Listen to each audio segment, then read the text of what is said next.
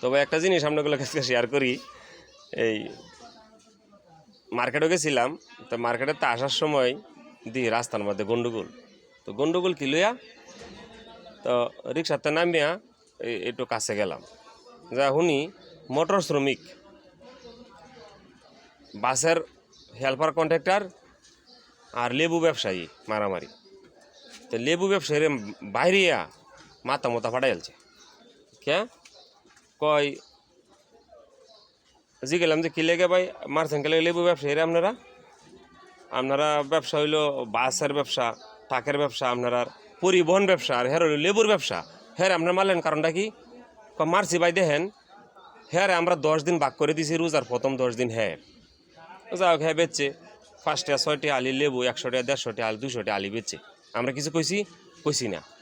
তো এখন মানুষের বেতন বোনাস পাইছে, বাড়ির যাইব, এখন ব্যবসা হইলো আমরার। এখন আমরা 10 টাকার ভাড়া 20 টাকা লইয়াম, 500 টাকার ভাড়া আমরা 1500 টাকা লইয়াম, ওহন ব্যবসা আমরার। এখন হ্যাঁ লেবু লইয়া ঘুরে কারণটা কি? কে লাগে হ্যাঁ লেবু লইয়া ঘুরে? এখনও হ্যাঁ ব্যবসা বাদ দেয় না, কারণটা কি?